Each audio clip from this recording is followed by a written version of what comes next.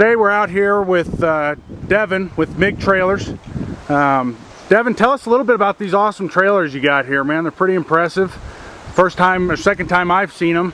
We're gonna do a full rundown of how this thing works out here in the backwoods. Tell me a little bit about it. Well, it's a MIG trailer. I've kind of created it on the idea that I wanted to be able to get far away, be able to get out of the campground.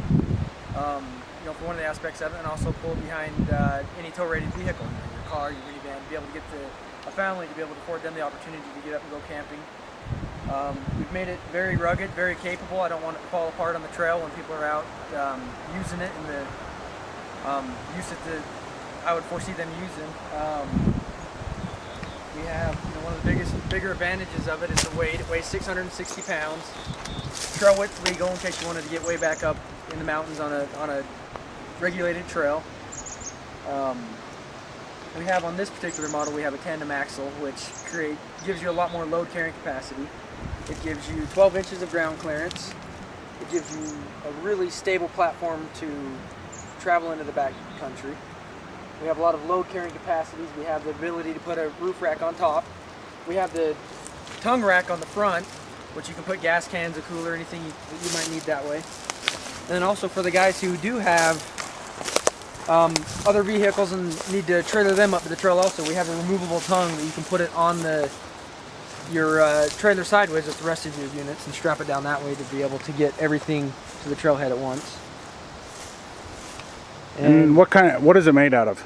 We have, to start off with a structure, we have 2-inch steel channel for the frame. We use a steel structure to keep the rigidity there and keep the strength there. Then we have it all powder coated. And then everything else, the doors, which would be the bed platforms, are all aluminum. We have diamond plate, which you can't see on this one. We have diamond plate siding on it to be able to give you the all-weather protection that you need and the longevity there. Basically, we built it strong enough to throw whatever you can throw at it. And on this one you have a Yakima rack on the top, looks like with some bike mounts, and is that an option? I don't currently have it as an option. We have it, you know, available through all the outdoor retailers and everything like that. There's a number of racks you can do, whether you want to do a kayak, you know, so there's a number of options that way you can throw on there. Cool. All right, well, anything else? What is the load carrying capacity on this? On the single axle we have, it's 660 pounds. We have a 1,200 pound torsion axle, so it's about a 660 pound load carrying capacity. And then the tandem axle obviously jumps up another 1,200 pounds on top of that. So you can really load it up and give these machines a run for their money as far as what they can tow. Yeah, for sure. But they are 50 inches wide. They are 50 inches wide. So you can pull this behind an ATV. Pull it behind an ATV. I like the Razor. It's got plenty of power to pull it. Sure. And the nice thing about it also, like I said, with any tow-rated vehicle, it is DOT compliant. It comes standard with street legal tires on it, so you can pull it anywhere you wanted to go. Put the machine in the back of your truck, pull this behind it, and then hook up on it at the trailhead and then take off from there. Are there any speed ratings to the tires, or can you go 85 miles an hour? You can go 85 miles an hour. Everything's speed rated. It's all, like I said, all DOT compliant.